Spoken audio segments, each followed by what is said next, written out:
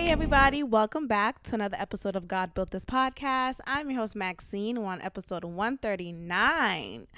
Hello. Okay, where shall we begin? There is so much on the docket.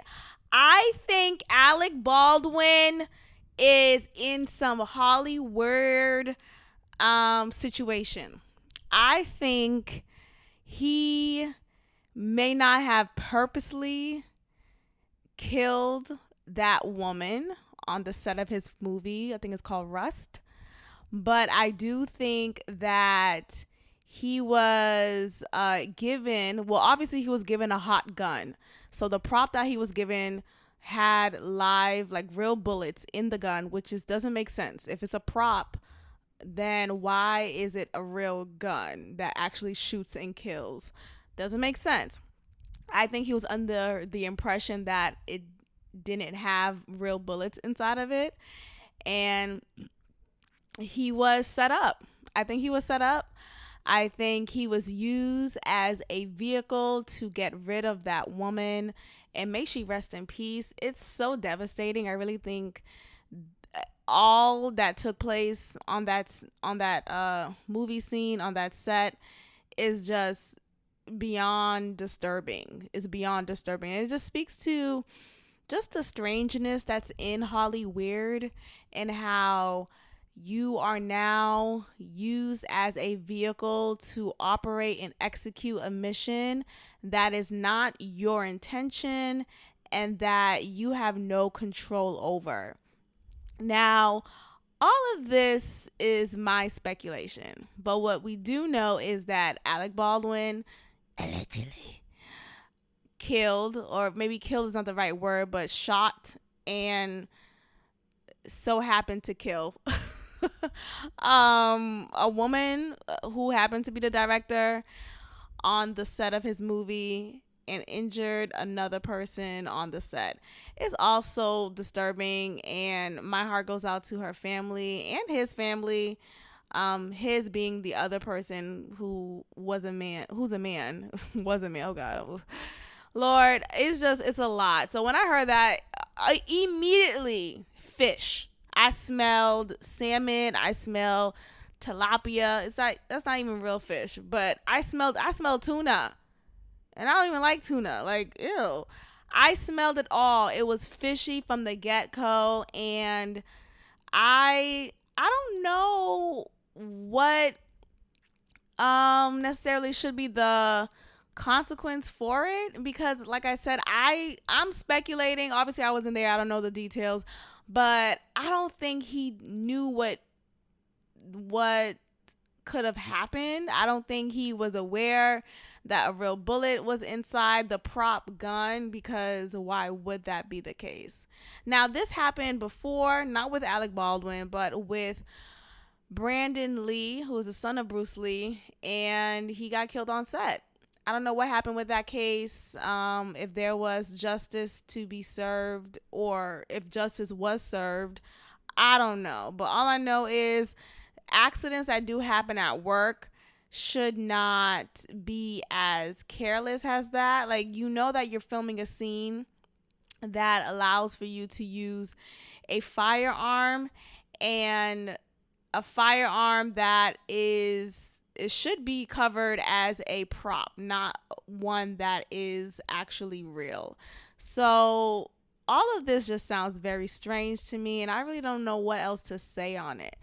But yeah, my condolences do go out to her family, the family of the deceased, and the family of the man who was injured during this accident, quote unquote.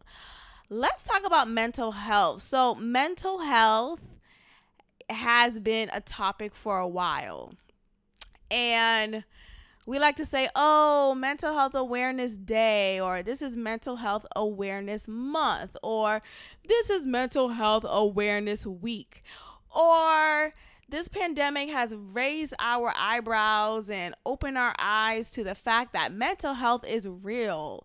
And I remember that, what was it, a TV One movie when Kyla Pratt, she played the shit out of a woman, out of a character that she played in this movie, and that character was bipolar, I believe. I think that was the mental health disease that she was playing out in her role.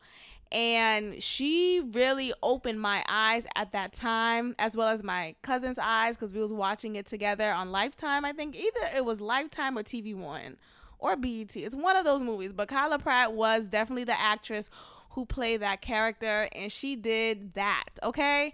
And she played the shit out of this bipolar woman. Now, I've heard of bipolar. I've heard of it at that time as well. But seeing it in that clear depiction in that movie really opened my eyes to the fact that, wow, if untreated, this is how it is presented. This is how to look for the signs if untreated. Now, if you are taking your meds, if you are steadily taking care of your mental health, then you would be able to have it under control, at least a bit better.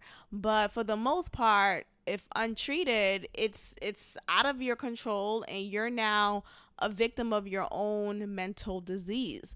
Now, I bring this topic up because we like to sometimes in society bring so much focus on a hot topic, on something that is really serious. Yet when it's time to give people, quote unquote, a break, or give people just an understanding or an ounce of compassion because of their mental health, we sometimes tend to find excuses not to do that. Now, let's get into the story. So Willie Taylor from Day 26. Now, if you know Day 26, you know what I'm talking about. You know, think Making the Band, think MTV, think Diddy, think Danity Kane. And I'm still hurt about Danity Kane. It's been 15 years. Me and my cousin used to love Danity Kane. Showstopper, the showstopper. Like, that was the, hello? I was Danity Kane. That was my middle name at that point, because the fan in me was just over the moon for them. All of them, they just, you see, when you see the fruition of a group and they become this real, like, talented group of women who just worked well together until they didn't work well together. But I'm just focusing on the heydays. It really painted an ounce or just a fragment of my teenage years. They probably came out maybe my freshman year of high school. So it was a real big time in my life. Anyway, Day 26 is the male equivalent of Danity Kane. They started on the reality show. Diddy grouped them together based off of individual male contestants who wanted to be in a band, a boy band together. And you had to figure out the chemistry with your mates, your bandmates, and figure out how to work well with each other and dispute with each other. Remember Q? Hold on, let me look him up. Q was... Child, that nigga was crazy. And he dated Dawn from Making the Band. No, he dated Dawn from Danity Kane. Q was the light-skinned guy with the big lips who would have like these like weird episodes. Like, I think he had a mental disease. Like, what the fuck is going on? Yeah, Q, I'm right. Wait, let me make sure it's the same Q. I'm looking it up right the fuck now. But he was so cute back then. He was so cute. But he was crazy. Yeah, I was right. Q. Yep. His full name is Quanell. So let's keep it to Q. Q it is. But he would have like these like real crazy ass moments in the show where he'll break down crying, he'll throw stuff. He and Dawn will have like these fits and these moments, but either way, he was fine. And they were a group. Day 26 was that shit. Willie D. Is it Willie D? Actually, hold on. His name that he goes by now is Willie Taylor. And I don't know if he went by Willie D then. But Willie, anyway, just look it up. Willie is another member of Day 26. I don't know if they're even still together. I don't think so. But he goes by Willie Taylor. So Willie Taylor, and he's also on Love and Hip Hop, which is a show I don't watch anymore. But I am aware that he's on Love and Hip Hop, and he is married, and his wife is also on the show. So recently, it has been revealed to us, because why, I don't know. We needed to know this.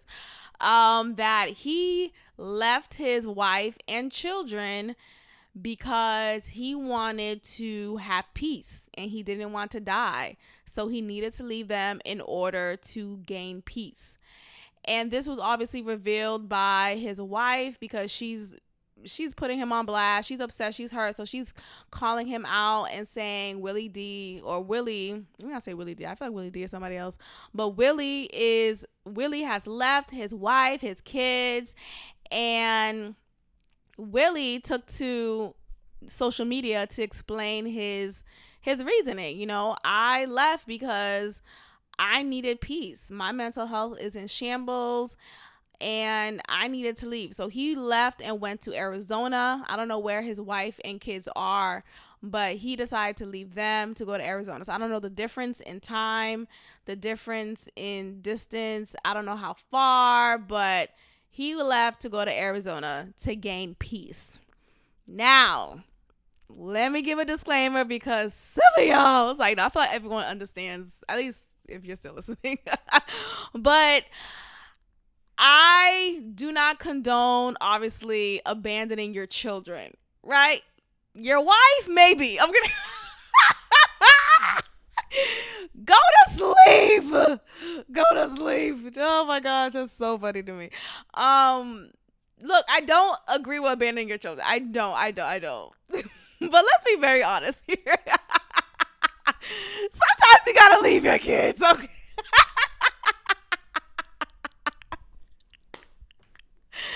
I'm kidding. It's a joke.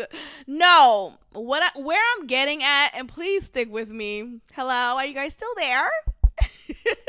No, what I'm really getting at is that if your mental health is in shambles, which is why I started off this topic the way that I did, because we have been talking about mental health a lot lately, you know, giving it the reverence that it needs, giving it the recognition that it needs, that we need to take care of our mental health just as we do our physical health, just as we do our sexual health. We need to take care of ourselves holistically all around.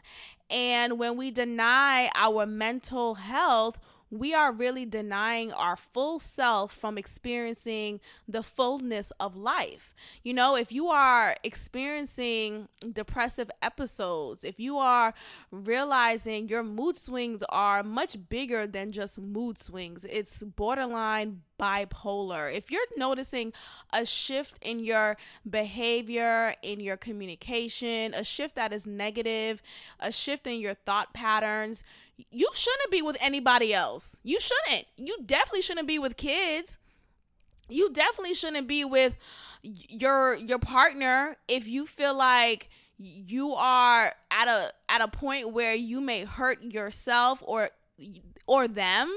I think you should take a break. I think, of course, there's a way to go about it. Now, I don't know if his wife is someone who he has felt comfortable enough to share his mental health struggles. I think sometimes we don't recognize that the very people in our lives, the very people who we have built homes with, are not the people who we have really been our full selves with. We're with people who we are hiding ourselves from. We're only showing some facets of ourselves to someone, to our partners, or we're disguising our full identity just to kind of be as acceptable to our partner, and we're not being honest with ourselves, nor are we to our partner. So let's assume that his wife is not someone who he has felt comfortable enough with to share his mental health struggles.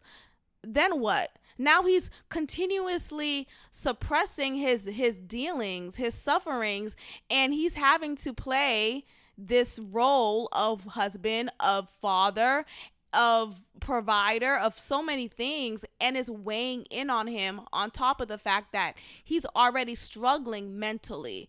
Your brain is really the most essential part. I don't want to say essential the most, but I really want to say is at least is top 2 and it's not number 2. Okay. And I'm saying that because we are so moved by our thoughts. And if our thoughts are negative, our actions will be negative. If our thoughts are positive, then our actions will be positive. And when I think about mental health, if your mental isn't right, it doesn't matter how good you look physically. And Willie is a fine motherfucker. Shut your mouth, right? He takes care of himself physically, at least last time I checked, which was years ago on day 26. But he looks someone who takes care of himself physically. He looks like someone he eats right. Like, okay, cool. He may feed his body well. He may work out often, but mentally, if you continuously have negative thoughts and you have yet to manage that and heal from that, then it doesn't matter how good you look on the outside, you are dying and you need help before you eventually hurt yourself or others. So when I think about a man purposely saying he needed to leave his wife and kids due to not experiencing peace at that home, right, in the life that he's created with them, and he needed to move out for however long of a time to gain peace, that is a big ass bell ringing in my ear. That is it's beyond you left me, I feel abandoned. It's beyond that. I feel like in that moment, as a wife, you need to look at it outside of yourself and see it as, this is my partner whom I am married to, who I need to support in this time of struggle. Yes, he left me and my children. Yes, he left us for filth. But he's suffering. Child, sound like a pygmy, huh? I swear to God, I'm not a pygmy. I swear I have a voice of my own, and I'm not all about, men are always right. No, I'm not one of those. I promise you. I just want us to look outside of our selfishness and recognize someone as a whole being outside of us. And yes, he has children. Yes, he has a wife. And yes, he has all these responsibilities that he does have to speak for and provide for, etc. But we also have to recognize outside of that, he is also still a whole human being. We sometimes tend to forget that when mothers have children, when women have children, we only like to put upon them their identity as a mother. And we don't recognize, oh, wait, they're more than just mothers. They're also just women, right? Women who are just workers in this world, women who are daughters and sisters and why, like, they have a fullness about them. There's not just one part of our identity that makes us who we are, which explains why a lot of mothers who become mothers for the first time and they end up quitting their career or not really pursuing any aspirations that they had set for themselves, and they just decided to just stay at home and care for their child. And though that is honorable and is definitely commendable, they still end up losing a piece of themselves, because you have to realize when you become a mother, you still are who you are. And a mother, like, it is also, it's a duality, it's a conjunction there. It's not a period. You are also many things. So we have to recognize Willie, though he's a father and though he's a husband, he is still a man. He is still someone who has multiple identities and multiple things that make him who he is. And when we just forget that, like, oh, well, he has a kid, he has children, he should have never left, I would rather him leave home to get his mind right, to care for his mental health, emotional health, all of that, before he continues to suppress it. And next thing you know, you God forbid, there's a story of him killing himself. There's a story of him killing his family. And I would hate for that to happen when it could have been avoided had people just listened to him and heard his cry. This is a cry for help. That's what I'm saying. Basically, this is a cry for help. And his wife said a comment in response to his public response. She said, well, I was experiencing depression for years while raising our children. And that's another red flag. What? Like, we are just walking about this world and not voicing our struggles. We cannot do that anymore. And I understand many of us lived in a world where speaking about our struggles was not encouraged. Going to therapy was not encouraged. Just pray it away, especially if you are someone who grew up in the church and you come from a background that is extremely religious. Just pray it away. Therapists are devils, and just denying that. You also have to make that effort to step out of that conditioning and recognize that, hey, I'm depressed as fuck right now. I cannot live like this anymore. And I cannot be an example like this to my children. People recognize that children are the next generation. Children are the future. We also have to recognize that the ones who are raising and taking care of children are very influential to children. So if her children are seeing their mom as depressed, not taking care of her health, not even bringing it up as any point of a topic, not caring for anything about her health and all about them, they're going to raise them. They're going to think that, oh, this is acceptable. They're going to think that this is something that is okay. And when I'm mad or when I'm feeling depressed, then I don't need to take care of it. Or I could just ignore that voice in my head until I can't ignore it anymore. And that's where we need to get at as a society. We need to listen to people when they are crying out for help rather than judge them for what they did in that process. Yeah, maybe it appears to us from what was shared online that he just up and left and maybe didn't say anything. He just left without a note, or I don't know the details of that. Overall, what I'm just commenting on is the fact that you have a black man. You already know black men are not quick to go to therapy, are not quick to express themselves and be vulnerable.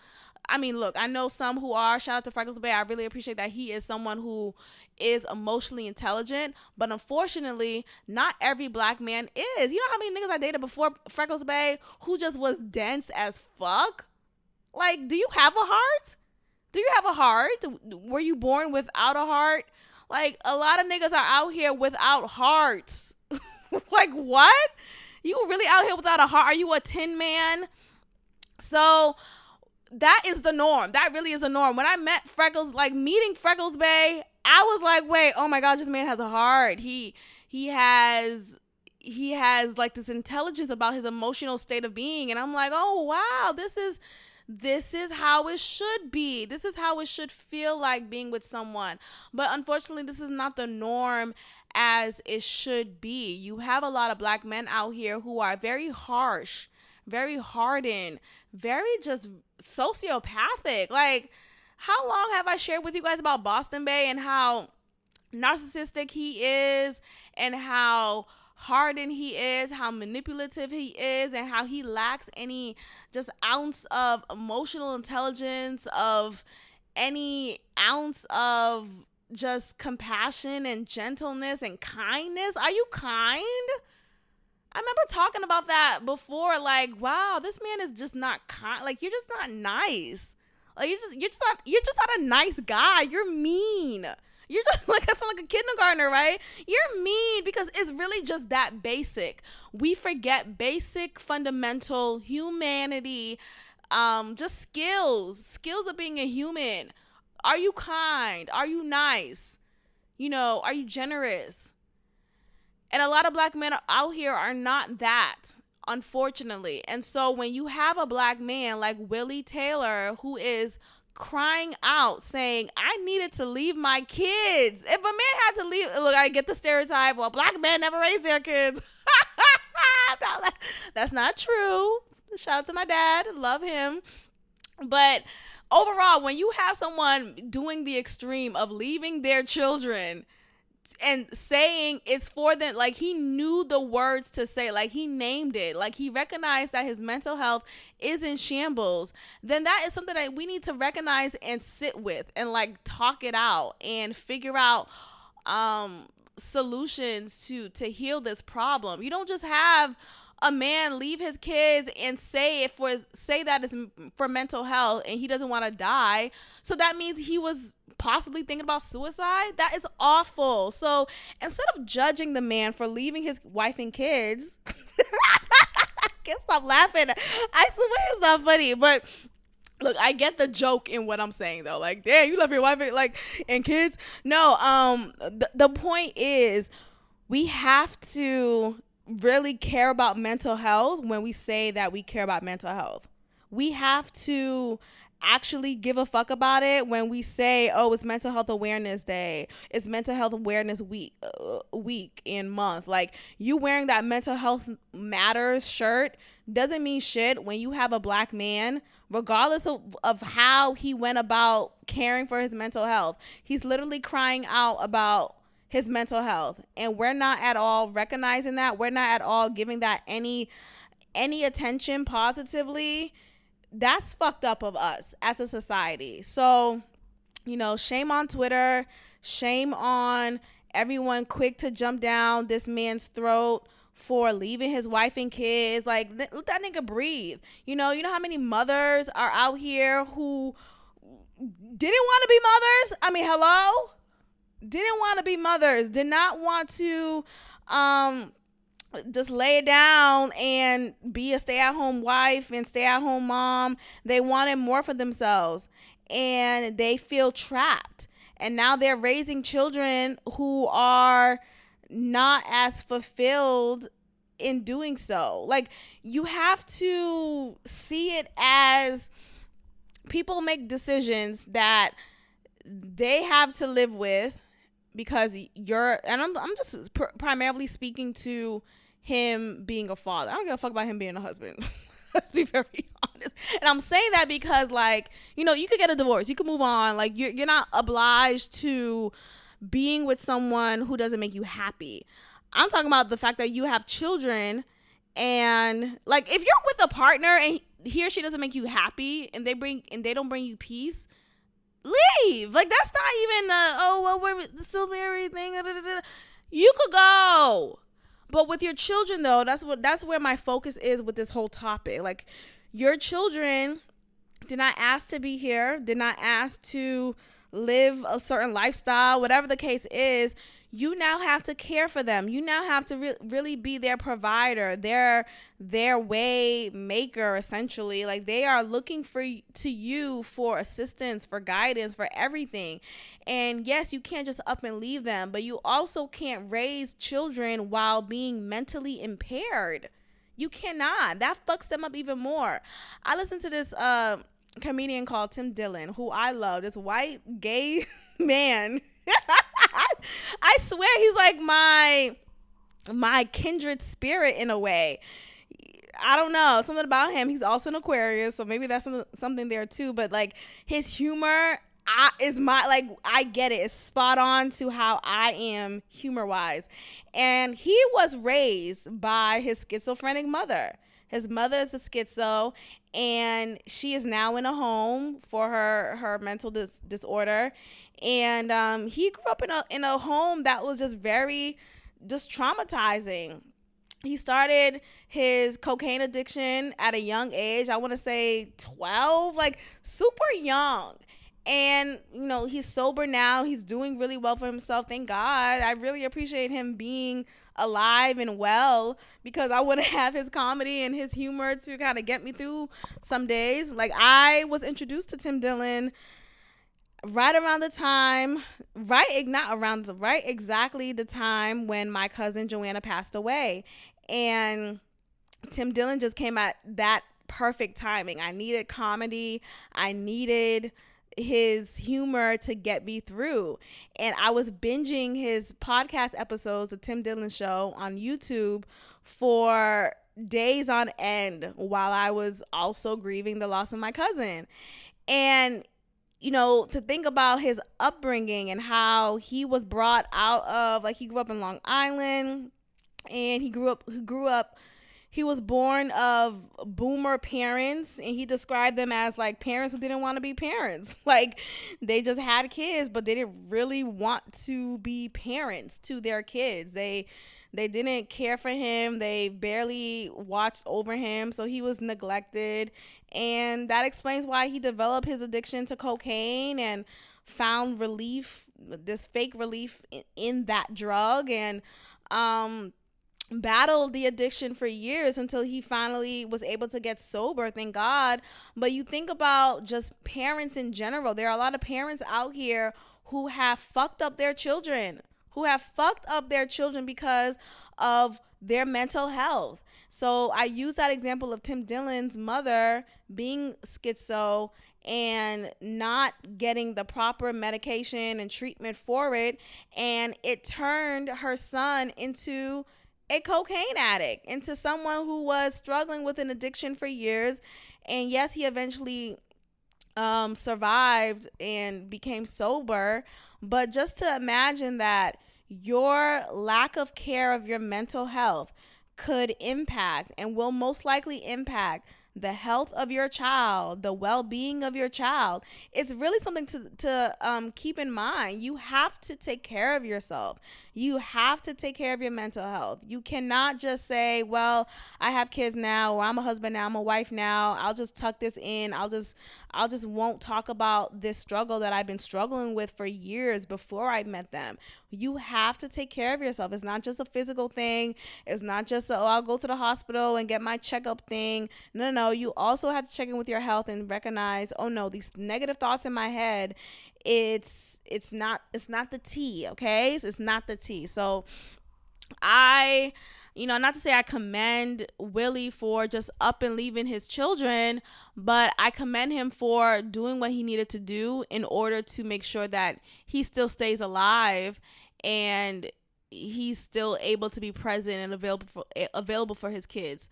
So I wish him well, and I hope that we can come to a place in society where we're not saying one thing and doing the other. Now, that sounds so damn utopian, right? But look, maybe I'm just too naive. I don't know. I'm too naive. Let's talk about Insecure, which is a show on HBO Max, in case you don't know. Hello. It premiered recently with its season finale. It's been 5 seasons. I can't believe it's been that long. And it's nostalgic for me too, because it's was one of the shows that me and Joanna, my cousin who passed, we watched the show together. Out of like all my family members, me and her were the only ones who watched the show. So to finally watch the season finale of the show without Joanna was definitely hard. But I feel like she was like with me anyway, watching at the same time. But yeah, the season finale premiere began, and I was disappointed. Why was I disappointed? Because I understand that it's been a year, maybe a year and a half, honestly, since the last season, with COVID and the pandemic happening, and, being in this high state, at the time. I didn't know when Insecure was going to come back on, and it kept on getting delayed anyway. So like, it should have been premiered, but the pandemic delayed it. But I wanted them to pick up from the last episode of season 4, which was focused on the fallout of Molly and Issa's relationship. Now, I understand that a previous season, Molly and Issa had a brief fallout as well. I forgot if it was that serious. I don't think it was that serious. It was like a petty fallout, and they eventually like moved on and became good friends again. But this fallout from this past season was a really big deal to me, because it showed how Molly was all about herself, maybe borderline narcissistic. I know we're saying that word too much, but maybe she was. And she was entitled and was judgmental towards Issa, and she lacked accountability. So I wanted Issa to really have her day in court and let Molly know how fucked up a friend you've been to me the past few months or however long. And this season premiere did not show that. It just showed like, oh, it's been a year later and they're not fresh off of the argument anymore, and they're like trying to like find their way back to each other. They reached a point of cordiality, is that a word? But they reached a point in their distant friendship where they're trying to bridge the gap. And I felt like Issa could have been more standing on her toes, like, no, you're going to come to me and not necessarily grovel, but like make me feel like you fucked up as a friend and you are sorry and you really want to make it up to me. Like, yeah, grovel, bitch, grovel. I wanted that to happen, but Issa, I get so mad at Issa sometimes. Like, I get the show's called Insecure, but damn, can you be secure? Can you be secure? Can you be all the way up there? Can you be just full on confident? Can you stop doubting yourself? Like, I just don't like that sometimes. Like, and I get it. Look, I'm the main one in this real world of mine, sometimes doubting myself, sometimes insecure, but I also feel like I don't want to see that shit all the time. I want to see like this inspiration on TV of someone who, yeah, may doubt herself sometimes, but I see more insecurity than I do security. And I get the show is called Insecure, but it just gets frustrating all the time. Like, all the time. It gets frustrated sometimes. Like, bitch, can you just be secure for this moment? Can you be sure about this decision? Can you stand 10 toes down? Can you stop questioning yourself? Like, stop this shit. Stop like laughing in the mirror. Get to it. Like, get to work. Go to sleep. So that's why I found this season finale premiere disappointing. I really wanted Issa to really let Molly have it, because season 4 ended with Issa and Molly, or Molly meeting up, or whoever met up with whom, but they met up to speak to each other at a bar, and that was it. So we don't know what that conversation was about. We don't know how it happened, what took place, if Issa really let it be known that, no, you fucked me over, like, or no, you haven't been a good friend to me. It's been so long ago. I haven't even watched season 4 again to really refresh my memory. But I do remember how I felt while watching that show, while watching that season. And I was angry at Molly. Like, if I saw Yvonne orgy in real life, oh, hands, okay? So that's how mad I was and how triggered I was, you know? So I was disappointed with that. I also wanted at the end of so this is spoiler alert. In case you haven't watched the episode, please go watch it now and then come back and listen to what I'm saying and comment. But at the end of the episode, Issa, we see Lawrence picks her up, they kiss, and it's like, okay, that's confirmation that she chose to be with him despite that light-skinned guy who was fine. Even though he ghosted her, which I'm still kind of upset with, but mental health, he had his mental health excuse, and we gotta recognize that. Not to say we have to like always excuse it necessarily, but like we have to give that some leeway sometimes. But anyway, she chose Lawrence, they kissed, he picked her up, they're in the car, it's kind of an awkward car ride. She didn't really speak much. Lawrence was trying to talk like regular and make things light and air, carefree. They arrive to her house, and it appears that she's walking towards her home and not giving him the body language for him to recognize that she wants him to come over. Like, it looked like she was telling him, okay, you get home safe type of thing. And then she ends that moment by saying, Lawrence, I was thinking, No, I had some time to think, and she just paused. She looks at him. He looks at her. He's like, I get it, or whatever he said. And that was that. And yes, obviously that moment was of Issa saying, look, I had some time to think, and this isn't going to work out for me anymore. I don't want to be with you. I wanted her to say that. I wanted Issa again to stand 10 toes down and stop being this little insecure. So I get it. The show is called Insecure, but damn, do you have to be insecure all the time? I wanted her to really stand 10 toes down, and that disappointed me. But I am glad that she broke it off with Lawrence. You do not need to be with a nigga who you were with since college. I'm not here for that. I don't agree with high school sweethearts. I don't agree with college sweethearts. Move on, recognize life. There are so many people out here waiting to fall in love with you, and you still with your high school sweetheart? Go to hell. Like, what are we talking about? There are so many people out here to fall in love with, and you're still with your college sweetheart, and you're 38? Huh? That doesn't make any sense to me. Like, I have, shout out to my cousin. I'm not going to say her name. But I have a cousin who was with her boyfriend for 10 years. They're not together anymore. Thank God. And no offense to him, no offense to her. It just was like, girl, live your life. Date someone else. See what else is out there. You have to go to the other side of the grass. You do.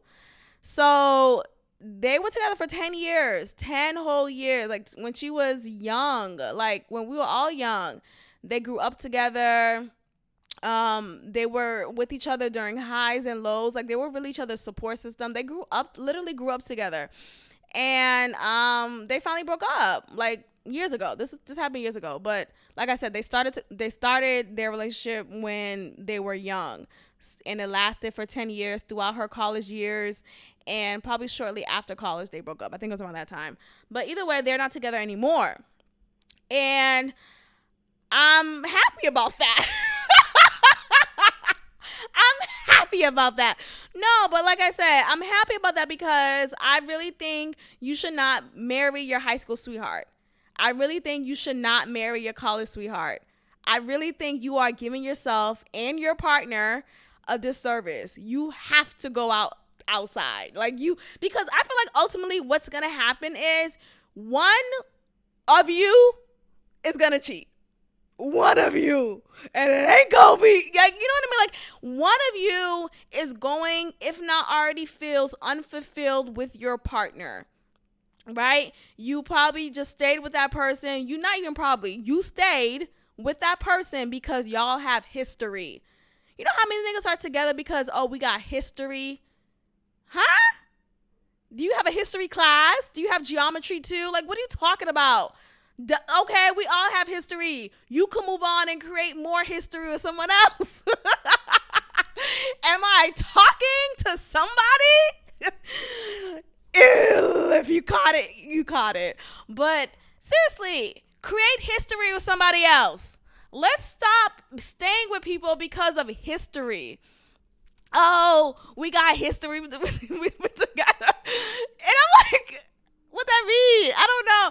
Anyway, I'm saying, look, but overall, I really think you're doing yourself a disservice when you are still with someone that you've been with since you were 13. There is something romantic about that. I do not wish for y'all to get married. Like, I'm at my school, you have couples together and students, like they're together and they look so cute together. And I'm not into the whole, like, oh, they look so cute. I don't give a fuck about these about these student relationships. Like, okay, do you have your work? Turn it in. Thank you. I'm not caring about who you like this week, who you with this week. Oh, y'all having sex now. Like, ooh, that's so gross. I don't want to hear any about that. I really don't give a fuck. What I really do want to push forward to any student, to any child, any kid who's dating is to stop. That's what I want to push for. I want you to stop. I want you to go and experience life and not feel obligated to be with this high school boyfriend just because, oh, y'all been together for 3-4 years in high school. Go to college and move on. Go to the workforce and move on. Go to the army and move on. Like, we cannot do that. We just can't. Anyway, I bring this up because Lawrence and Issa were together since probably post grad. Like they were together for 5 years during season 1. And we learned that she cheated on him, and I was team Issa. No. Wait, was I team Issa? Yeah, she did cheat on him, but Lawrence, I forgot why I was with team Issa then. I think ultimately though, she cheated on him because he wasn't doing what he needed to be done. What are we doing? Like, I don't know what I'm saying. I forgot what I was going to say. But anyway, basically, I don't agree with people being together just because of history. I don't agree with high school sweethearts and college sweethearts being together still. Like, no, not at all. And when I think about Issa and Lawrence, I think about people who are just comfortable with each other. And comfort does not mean shit. Like, when you're comfortable with someone to the point of not growing, not getting to new chapters in life, you're just like, oh, well, this person feels familiar. If you're staying with someone for familiarity, I said it right the first time. That word used to be so hard for me to say, and I'm not even gonna try to say it again. Just rewind and hear me say it correctly the first time. But if you're with someone because of familiarity, it's not a safe.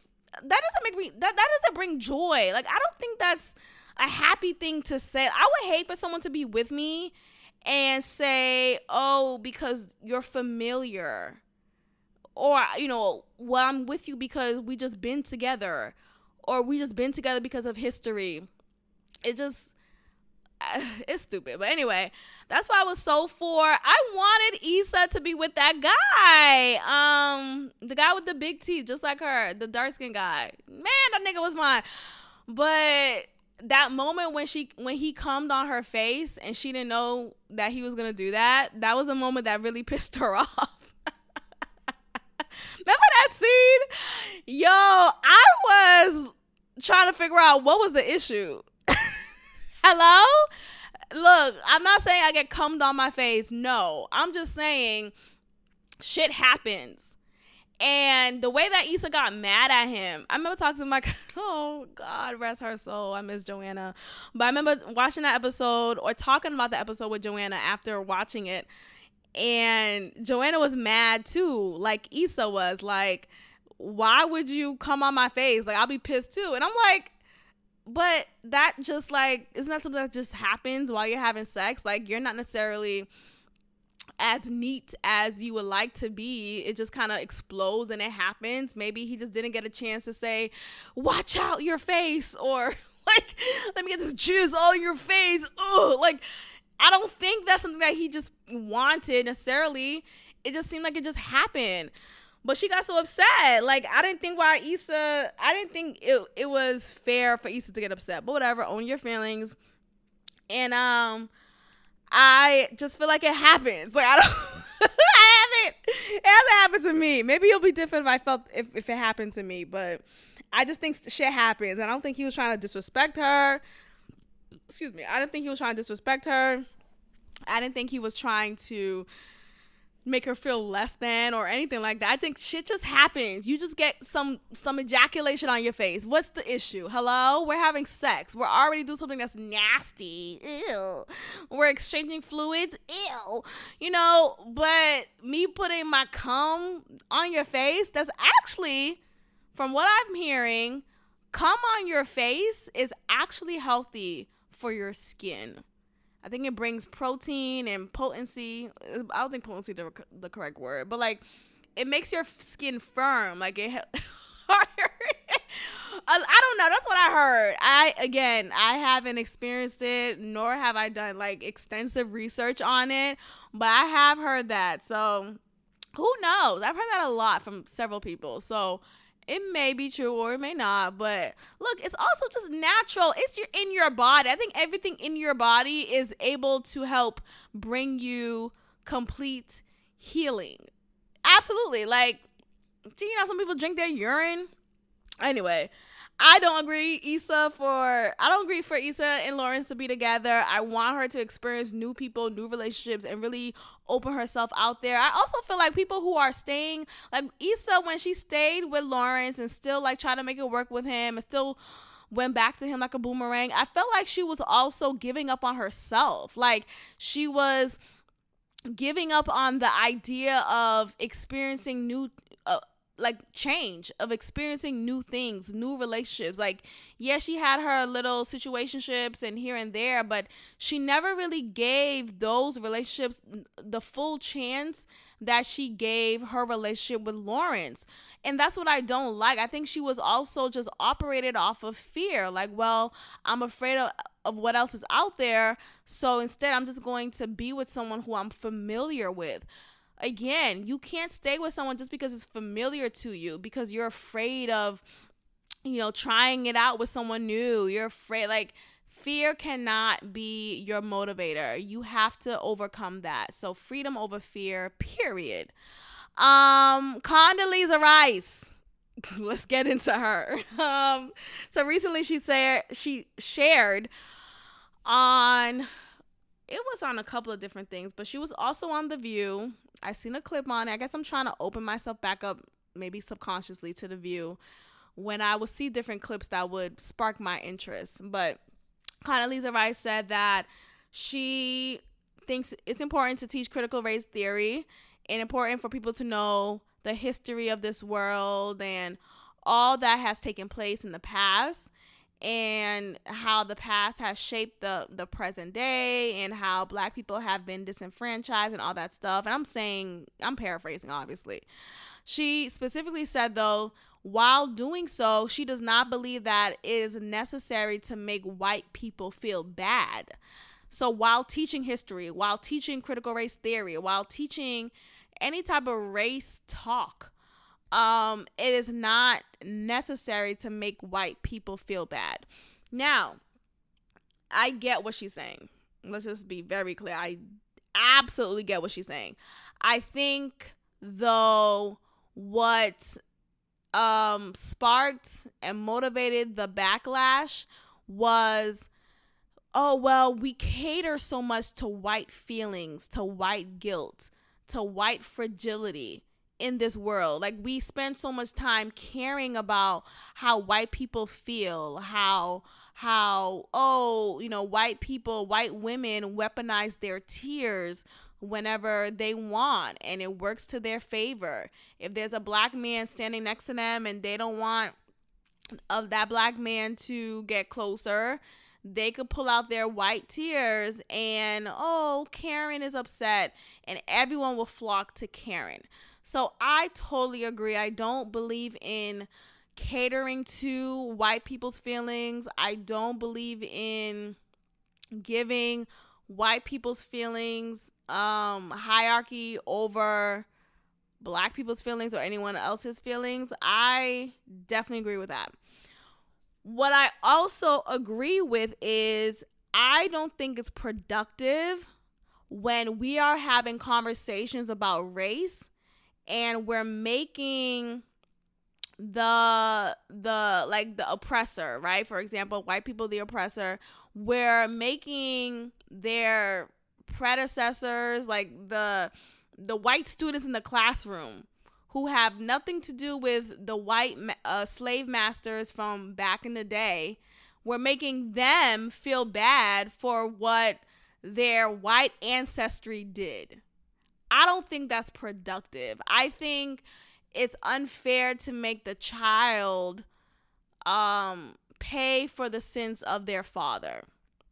I think it's unfair for the white students in the classroom to feel inherently bad for being white. Does that make sense?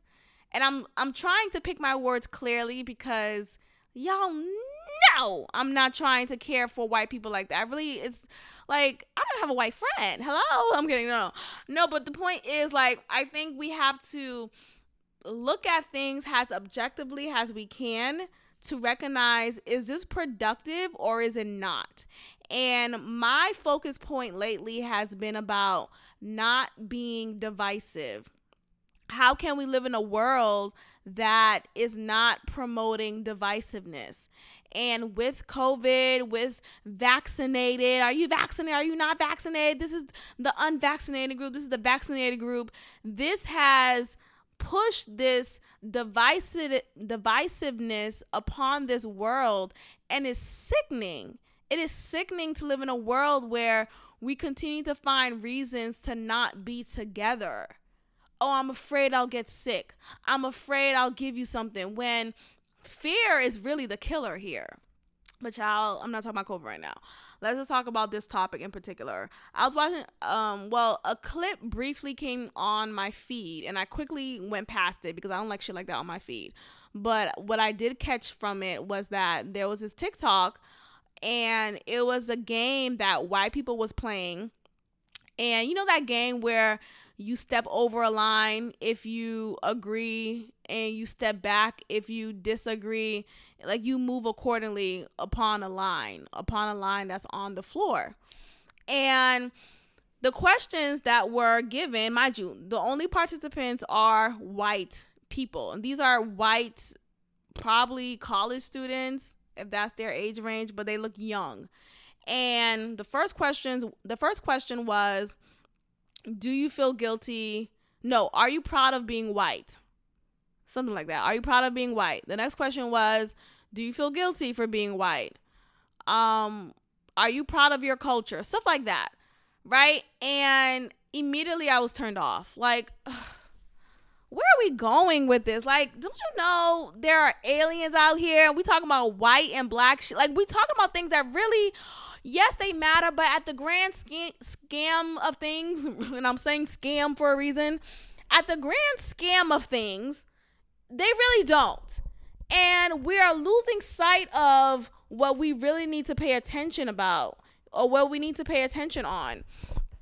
And so when I was watching this video, I was just thinking to myself, this is again unproductive. This is again divisive. Like, where the goal here is to make you aware, make everyone aware of the systemic injustices that has been in place for years on end, and it has placed black people and other minorities at a disadvantage, while allowing white people to continue to climb this social ladder, this academic ladder, this economic ladder that black people have yet to reach. And when they do reach the top, they still have to be subjected to this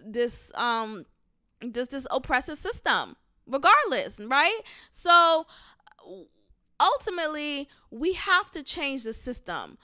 Changing the system does not happen by making white people feel bad for being white. Like, that's not the point. You know, like, feel bad for doing an act that was oppressive to other people. You see what I'm saying? Like, feel bad for being racist. If you are racist, right? It's the same as always believing that every white person is racist. That's not true. Those who are racist and who have pushed forward racist agendas, make them feel bad. But to put everyone in this box doesn't make sense to me, and we are only doing ourselves a disservice. So ultimately, that's what I want to say about Condoleezza Rice. I agree with what she's saying, and I also agree that, you know, critical race theory and all, however you want to, you know, frame it in the school, needs to be taught in a manner that's productive overall. I don't think we need to disempower, and just like what Condoleezza Rice was saying, she was saying how, and I was saying this before, how we can't teach things to our students, to children, and make them feel disempowered and feeling worthless. Like, if we continue to push forward this rhetoric of, you know, black people are worthless, like, you ain't never gonna be shit, you have to continue to, you know, try, and you'll still never amount to anything. It's like, damn, bitch, then what's the point? Instead, let's also recognize how powerful we are. Let's also recognize the strides that we have taken. Let's also recognize how much value we carry with ourselves, which is why we are so hated in this world. Like, we can't just sit in the struggle, we have to recognize the win. So I think critical race theory, and however you want to name it, in school systems needs to be taught. History needs to be taught. Clarity with what happened in the past needs to be taught, with honesty and with integrity. And we also need to talk about the wins that we have been experiencing within the Black community, within minority groups, etc. So that's my 2 cents on that. Child, do we even have time to talk about this? Because I have more to get on. Let me let's get on with this. Let's get on with this. Midnight Mass.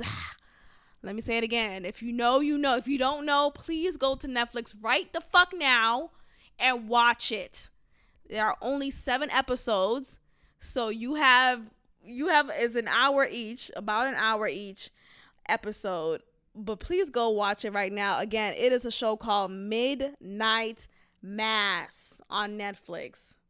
Okay? And that's literally all I need to say. That's all I need to say.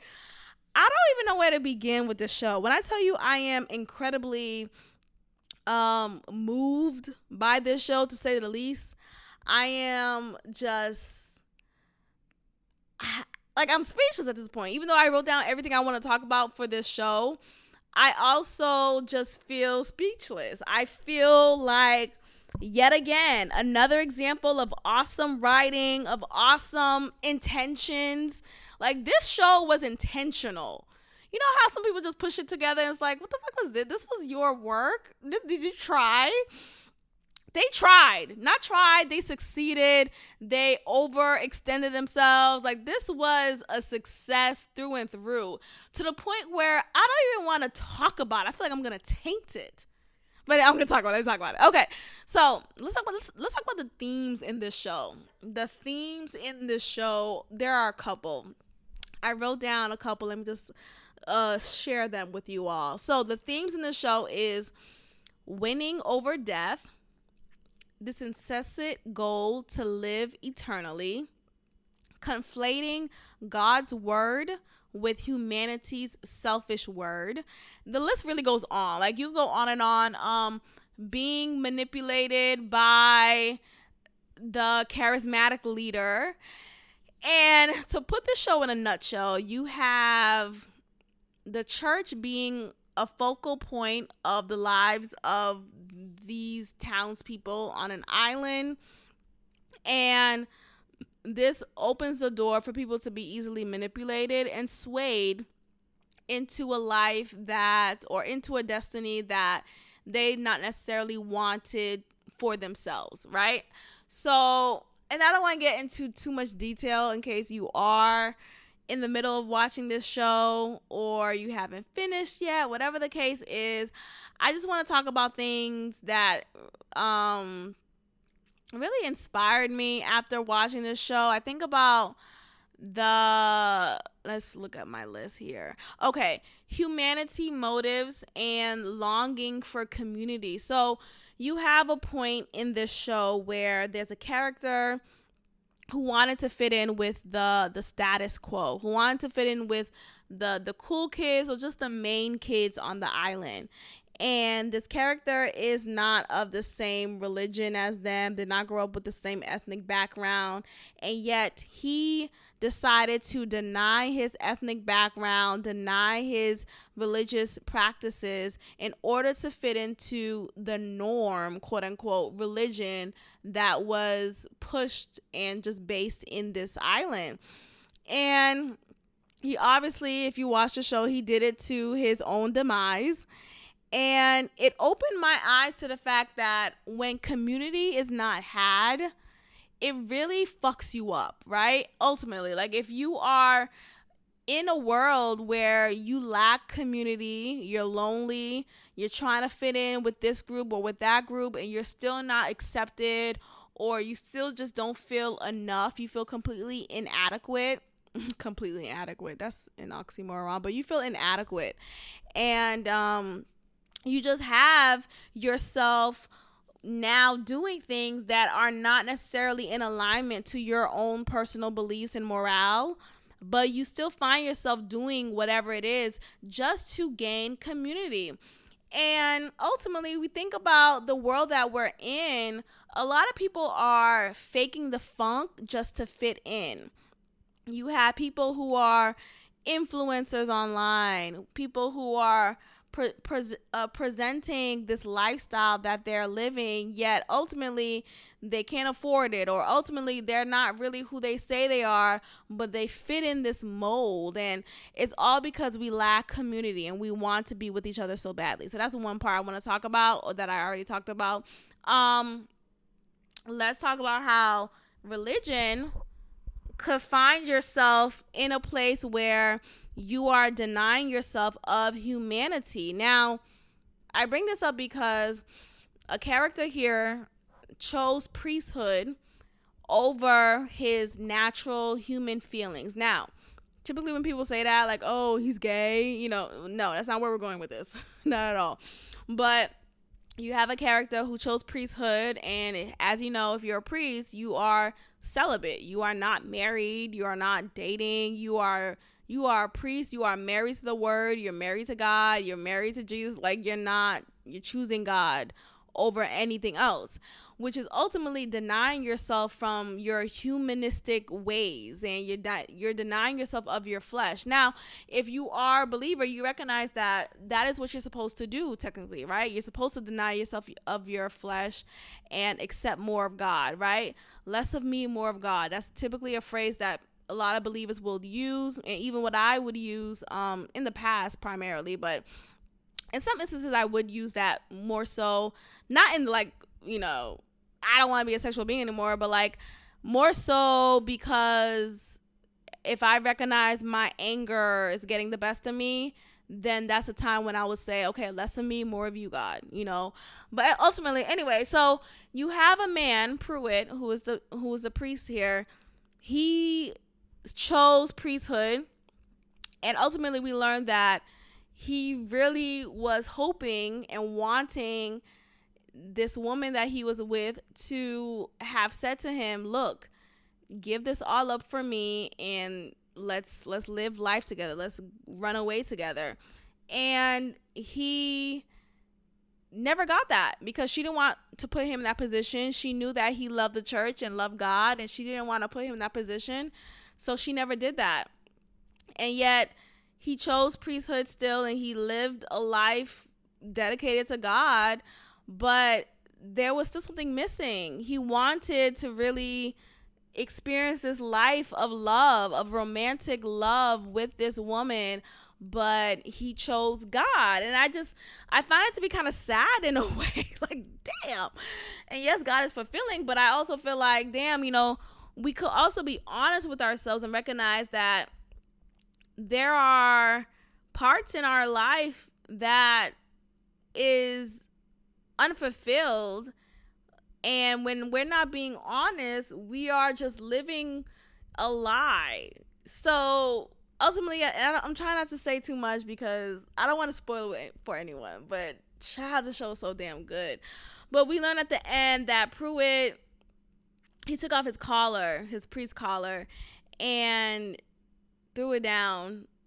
And in that moment, you could interpret it as him choosing his family, choosing the woman that he loves over God, or over this idea of what God was to him during this lifetime, and him finally recognizing his love and honoring that. And he was actually shamed prior to that moment by this other character, and she was upset that he chose her over their religious pursuits. Ooh, child, I don't know if I'm even giving this review any justice, but I like to talk about themes when I'm talking about shows. Like what resonated with me from this episode, or from this show entirely, from this movie, what resonated with me that I could take and apply into my life or recognize in my life. And there was a lot of areas here that really just spoke to me. So I really encourage you all to watch it if you haven't yet. So much great conversation, especially if you're someone who grew up in the church, if you're someone who dealt with a lot of evangelistic type of people around you, judgmental people around you, etc. People who had blind faith, and though blind faith is commendable in some instances it's not. In some instances you look foolish, right? You're literally walking to your death, but you're saying blind faith, like you're literally drinking poison. And I'm saying that for a reason. If you watch the show, you'll know. But it's just very disturbing, the reality of this show, and how you have real life instances of people who were in a cult and died and killed themselves because their cult leader manipulated them to believe that this was God's will. And that just speaks to false prophets, false prophetess, also, who would display this who would display this guise of, excuse me guys, who would display this guy Freckleback just texted me this who would display this guise of a flock of a follower of Christ, or a shepherd for his word, and you're ultimately just in a distraction from the enemy, from the devil himself. And it's all just, ooh, child, it really is disturbing. It's powerful. It's amazing show. So please watch it. I want to talk about it again. So much more to hit on. All right, let's get, y'all, I've been trying to hold myself together because let me just not give y'all, the tip of the iceberg so quickly. Let me not see, but let's get to it. Y'all know we about to talk about Married at First Sight. Hello, we're about to talk about Married at First Sight. Cue the music. So where shall we begin? Let's just get to the shits. Zach and Michaela. Hello. Ooh, child. Okay, that scene, I still dream about it to this day. It's like, no. I mean, I don't know where to begin. I think ultimately both of them are not made for each other. This just continues my claim from before about how Michaela just needs a real nigga. Not to say Zach isn't a real man. I'm saying there's niggas and there's men, right?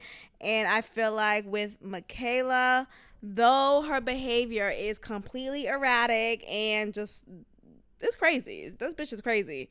I still think that she needs a man who could be more of a man. Okay, a man who could really put his foot down and not stutter over his words and not be just kind of whisper like mouse like when it comes to handling her. And she said that before. She said how she needs someone who could just tell her straight up and not sugarcoat things. So I'm not speaking out of turn here. This is exactly what she said she needs, and this is clearly what she needs. I agree with that. She also needs help in therapy. Let's also keep that in mind. But let's be mindful that aside from that, she needs a man who could really handle her. That scene prior to her, grabbing his luggage and pushing it off, and him ultimately getting into his car and driving off finally. Prior to that scene, you could tell she was drunk. I mean, did anyone else miss that? I think she was absolutely drunk and still tipsy from their dinner that they had previously. And he was still upset over, and you could see in the scenes that they didn't show until afterwards, that he was looking at her during dinner time. It was just turned off, like borderline disgusted with her. The way that he was looking at her is not the look that you would want your man to look at you, okay? And he was disgusted by her, and he was still turned off over the conversation that they had in the previous scene of when she just was sitting on in that pink dress, she's sitting there and she just like have like this Tourette's moment. Like, girl, are you okay? After they had this like another miscommunication about what they plan to do after this experiment. Apparently, they both decided to get a divorce, but they still want to maintain a relationship and date, because Zach is saying that outside of this experience that they will have a better chance to just date freely and not be under this pressure of being married and being in this experience. And I think that's just full of shit to me. I feel like Zach has a hard way of expressing himself, and he clearly doesn't get along with her. They don't get along. They have, yes, very brief moments of joy, right? That moment with the goats. Okay, great. Who doesn't have a good time with goats? Like, what? But aside from that, they are just not made for each other, simply put. So regardless if they decided to get a divorce and still maintain a relationship and still date, it still wouldn't work out. They're just not for each other. It doesn't matter what the context is. Michaela and Zach are not made for each other, period. So that was just my ultimate assessment on this matter. I also feel like with her, there was just a lot of pain. And yes, I'm not trying to justify at all. I promise you. I promise you. But I just feel like she is just someone who just needs help. Like, when I saw her overreact the way that she did, and she destroying their Airbnb, and she's begging for him not to leave after she said, just go, just leave then. Okay, pack your shit and go. Every moment, literally every moment in that scene was painful to watch, because I saw a woman who was in pain, and she clearly did not learn a way to better express herself and better communicate and better manage her emotions.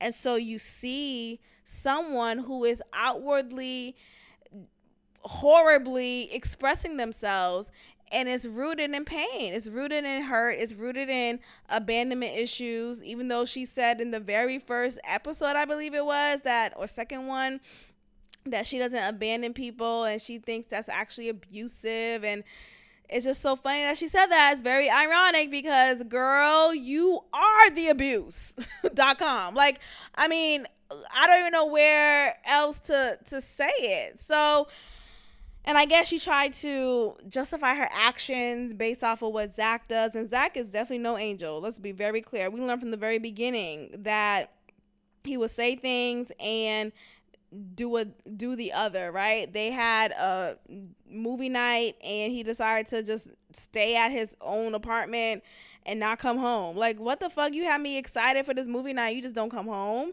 you know? And he was supposed to sleep in the same bed with her after he finally came back from his COVID quarantine moment, and he decided to sleep with his dog.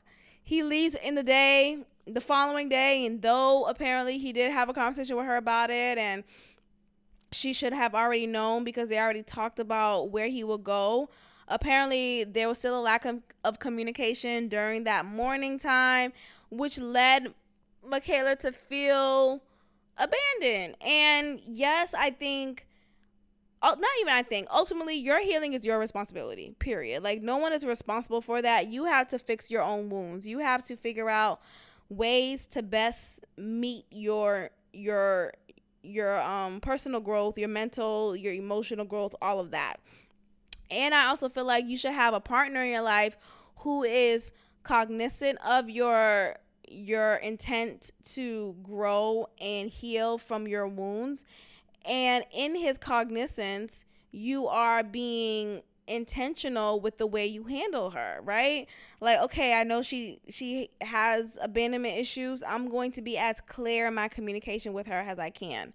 You know, I'm going to text her enough where she doesn't feel like I forgot about her. Like, there should be some things that Zach could do to help aid her wounds just as much as he can. Again, he's not responsible, but I feel like he could do a little bit something. Yeah, I mean, that whole scene was very speechless for me. I don't know what else to bring up about this part, because you just have someone who is just in need of help, literally. And I just think this whole season was just a laugh in our face, as well as the last season when it comes to Chris and Paige, and even some of the other couples, like, all just batshit not for each other. Like, what are we doing? Why are you pairing up someone who is sexually active with someone who doesn't think of sex as a factor at all? Like, what are we talking about here?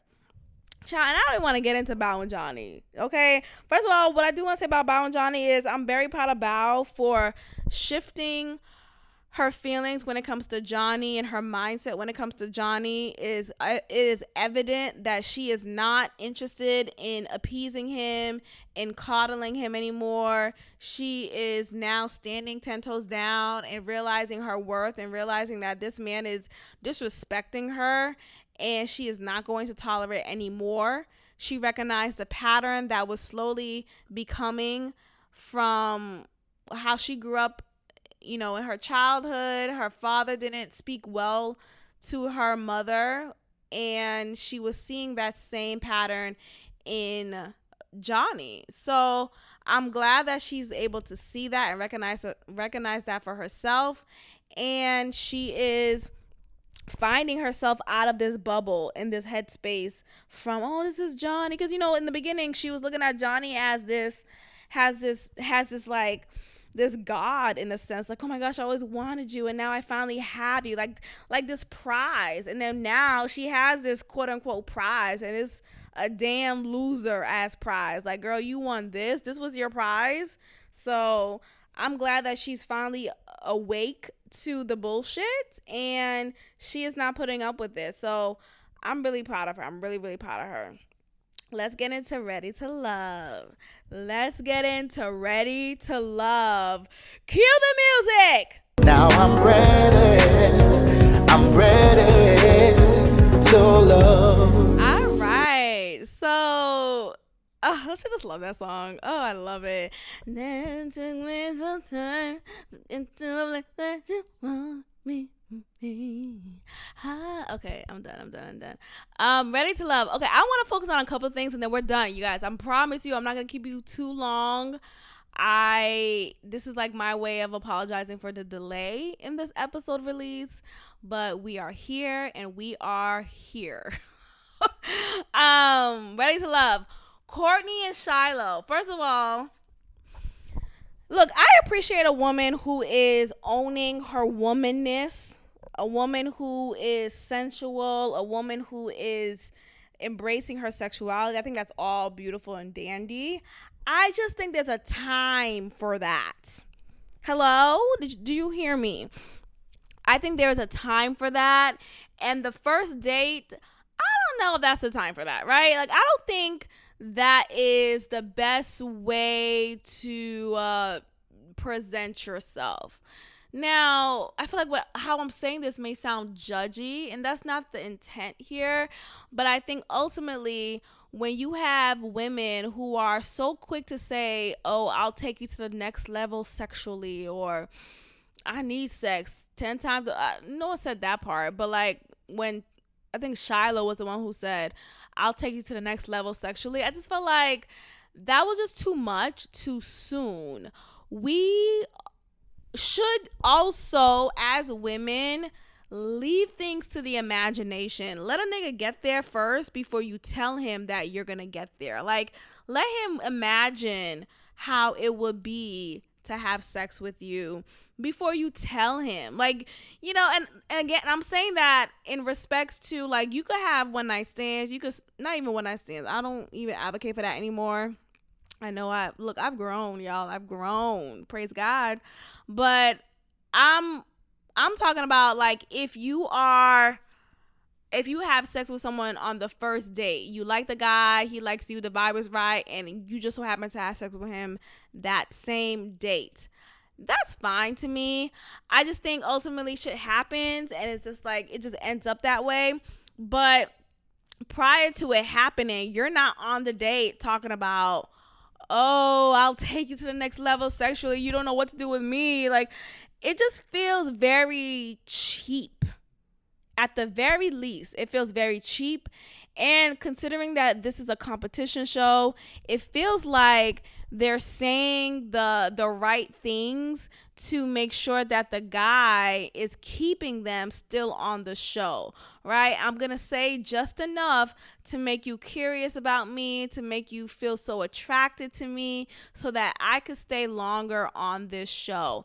And that's what I find to be a bit disturbing and just kind of unattractive. Like, you don't have to do all of that. Now, on the flip side, though, when you have a man like Cornelius, who is, yes, he's a handsome young fella. I feel like you got to say fella when you talk about him. But you have him who is a man of God, self-proclaimed. He believes in the word, and like he said, he believes in the Father, Son, and Holy Spirit all that whole night. I'm laughing at that because when I tell you how like indoctrinated that language is, and yes, that's true. Like, oh, I'm trying to say this gently because I grew up in the church, and I'm not saying that I don't believe in the Bible anymore and all that stuff. I just think when you're not so embedded into that every single day, you get to see other perspectives and you get to see other just accounts of how you were raised, and you get to see yourself outside of yourself, if that makes sense to anybody. And so when I remember growing up, I used to say, like, I believe in the Father, Son, and Holy Spirit. Or I used to be the one to say, oh, I'm waiting until marriage. And, like, I was just speak so adamantly and so confidently. And I think about that now, but it just brings laughter to me. It brings laughter because it's like, it just sounds so kind of silly in a way. Like, it sounds like you're reading a script. So him saying, I believe in the Father, Son, and Holy Spirit, the blood of Christ is all over me. And, saying stuff like that just sounds so laughable now because it just sounds like a script. Like, okay, nigga, did you read this from the teleprompter? Like, what's going on? But, if you know that language, you know that language. But, with Cornelius, I think he's that good church boy, right? He's that boy who the elder at the church would want for their daughter to be with. He's that praise and worship leader. He's that prayer leader at the church. And he's that guy at the church that many Christian women, young women who are unmarried at the church, will look at as has a catch. Like, wow, look at his teeth, right? He has a nice smile. And he believes in the Father, Son, and Holy Spirit. Oh, he's my husband. He's my husband, girl. Which explains Camille's just complete aura when it comes to him. She immediately flocks to him and is immediately pronouncing him to be her man. I was joking about that before, how I was saying, like, oh, that's my man. That's my man. And I'm like, look, you find someone you like, you better claim him. Shit, I do that. And so what? Hello? But now when you get into more detail of their upbringings and just how they are, I do find it to be a bit, what's the word? Disturbing? Is that the word you're looking for, Maxine? Yes, disturbing is the word. Because what ultimately disturbs me with their connection or whatever it is like, you have two Christian people, and I'm saying that specifically because that's how they identify. You have two Christian people who see each other as a match. Like, oh, I'm a Christian woman, you're a Christian man. Oh, you're my husband. Like, this is it. Like, this is it. And I think that is just the wrong way to go about it. When you're a Christian woman and you're dating, it feels so limited because you have to date someone who also wants to wait until marriage. You have to date someone who believes in the Father, Son, Holy Ghost. You have to date someone who, who checks all of these boxes, and it feels like, damn, where my nigga at? Right? So when you finally come across someone who finally says these things like Father, Son, Holy Spirit, like they say all these script like sayings, it feels like, oh, God has given you to me. He has placed you in my life. You are my husband. This is the gift from God. When in all actuality, it's a lie. Child, let me not go too deep. No, what I mean is, it's not true. Oh my goodness. No, I think ultimately we have to get out of this facade and really get to know people outside of this idea of what we think our partner has to be. Okay? So like when you're a Christian woman, like I said, you're heavily encouraged, borderline mandated to date and marry a man who is like the epitome of God. And you have Camille and a Cornelius who match each other in so many ways. But what I also see that they match each other in is this lack of ownership in their sexuality and in their sensuality. You have both of them, Camille, who wants to wait until marriage. Now, I don't know if she's never had sex before. I don't know if she had just a handful amount of sexual experiences, but the way that she's talking is as if she maybe had it once or twice and got scared as hell and didn't want to have sex anymore until marriage. And you have Cornelius, who also wants to wait until marriage. So you have these two people. Oh, there's another woman on the show who is waiting until marriage. Her name is Moomin. I think that's her. Who's waiting until marriage. Yeah, it's her. And it's like, okay, cool. But I also feel like I just want to focus on Cornelius. And I haven't really talked about Moomin yet. But let's just focus on Cornelius and Camille. I just feel like that's just a red flag for me. Why is that a red flag? Because I think when a man wants to wait until marriage to have sex, his dick don't work. Hello? Do I need to say this again? Because I feel like every time I say it, it sounds like you didn't hear me. A man who wants to wait until marriage to have sex with you means his dick don't work. So, I mean, what? I don't know how much of a red flag do you need? Don't argue with me. Don't get in my comments. I don't need to hear it. Something is wrong. Something is wrong. And you have Camille, who is 3 times engaged, and none of those engagements went through. She said herself that she would fall for a guy or make it seem like she really likes a guy and find her way out of that relationship while the guy really fell for her, and she just played them. Now that tells me a lot about her. And she did say that she worked on herself and did the healing work and X, Y, and Z, but that also just made me raise my eyebrow like, girl, what? So you doing all of this, getting a guy as far as you can, then you detach from him, and then you have the nerve to say you want to wait until marriage? What the fuck are we talking about? Like, girl, and that just makes me think about, like, okay, maybe she wasn't dating them long enough and forced them to get to a point of proposing to her just to say that, oh, she got 3 men to propose to her. I just think something is wrong with them. I think something's wrong with Cornelius sexually. I think something about him is not all the way together as a man. Let's just say that. I'm not going to say too much. I'm not going to say he's what or not. All I'm saying is something may not be all together in him as a man, okay? You take that as you may. And I feel like with Camille, something is definitely not all together with her as a woman. And I'm specifically focusing on her mental. I think something is not all together with her. So that's just my assessment on that. I just don't see it. I find it disturbing when a man says he wants to wait. I find it disturbing. I You want to wait for what? Okay, I gotta go. You want to wait for this episode? You can wait for the episode, but we are not waiting until marriage. Hello. And that is all, y'all. Let's go ahead and end it here. Thank you so much for listening, and I appreciate every listen. Please reach out if you want to comment and share a dialogue with me about any of the topics that I discussed.